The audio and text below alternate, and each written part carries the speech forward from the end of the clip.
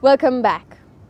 There is much debate about what the government needs to do now to complement its momentous victory over the LTTE. Next, Tarika spoke to Minister D.E.W. Gunasekera to find out his views on this matter. Mr. Minister, thank you for joining me on the program. Well, the military struggle is over and the entire nation is celebrating.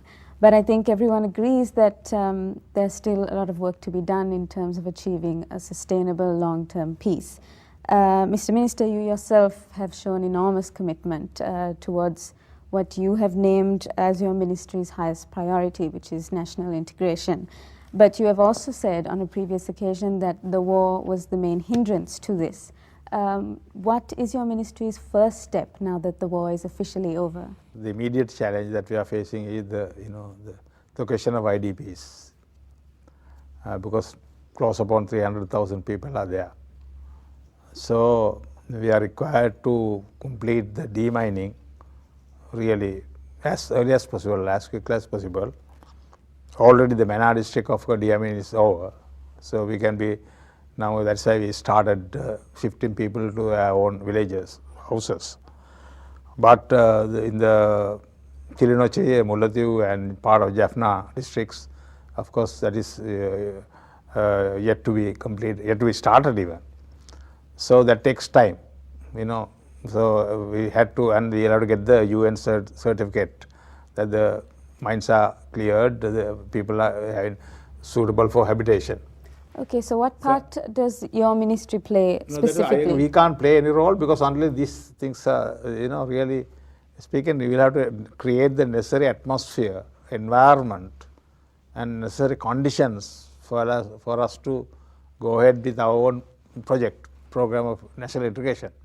Now, for instance, in the eastern, middle after the liberation of the eastern province, I myself participated. We went at the meeting of all the armed forces, police, civil service, religious dignitaries, all, and people, various representatives. We put the question, now what are the immediate need? The immediate need, they didn't ask for food. They asked for identity cards, move about without any harassment. Then there is the question of infrastructure, roads. The A9, of course, A9 it will be opened very soon. Then the construction of railway, then the A35 and from Mana to Punering and Punering to Mullaitivu, because in order to accelerate the economic development there, generate the economy, that is the people's main concern. Okay, now you said that this all takes time. What kind of time frame can you give me realistically for there to be some? Well, I can't. Mining, of course, within a few months, I think we will be able to finish. If the mining is over, then you can take the next step of taking the people back to the, for habitation for their own villages and houses. Then other things will follow. But in the meantime, as far as national integration is concerned, now at the moment our ministry is concentrating on the language, implementation of the official language. So what other projects do you think? Now we have rehabilitation. Now, for instance, now we have Ambepussa, we got about 300 LTT cadres who are surrendered. Then we got about 800 men there in the Pallekele. Now we are already, I am preparing now some cultural programs for them. So now some of the Tamil leaders, they go and meet them and they address them and try to, they must feel that they are part of this country. Okay. Now, the victory over the LTTE has indeed won over the hearts and minds of the Sinhala majority.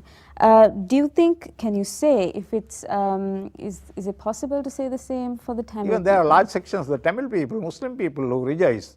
Naturally, when you are under for 25 years of war and about 30 years of terrorism and about 50 years of conflict, really, and there's a sigh of release. Some people feel it.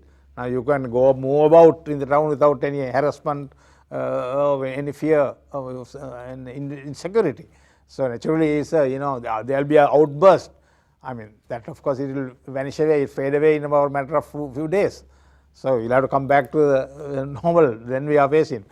Because naturally, that is why we have been taking, even the president has been taking the position, this is not a war of the South against the North or the Sinhala against the Tamils, or in that side. And what do you think this political Solution, of course, that you can't say that you can't import solutions, so you can't manufacture solutions.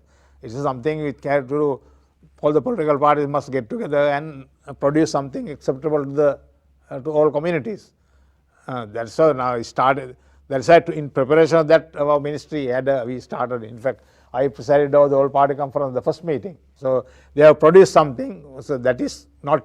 It may not be adequate, because that needs, we'll have to get the main other partners, the UNP, the TNA, the Tamil parties, and the JVP, whatever the extreme views they have, at least consult them. So come to some compromise, some consensus. So these are national issues, need consensus. Okay, and my final question to you, Mr. Minister, is that do you think that this political solution and national integration, do you think that this will translate into a reality? No, national integration is a long-term project, but we have the immediate task and the medium-term task and the long-term task. But it's a long. Finally, I think if every single person knows Tamil and every Tamil knows Sinhala, I think you are bringing the Sinhala society and the Tamil society closer, and you understand each other and come to know each other. And that creates a very good atmosphere. Now, at the moment, they are poles apart.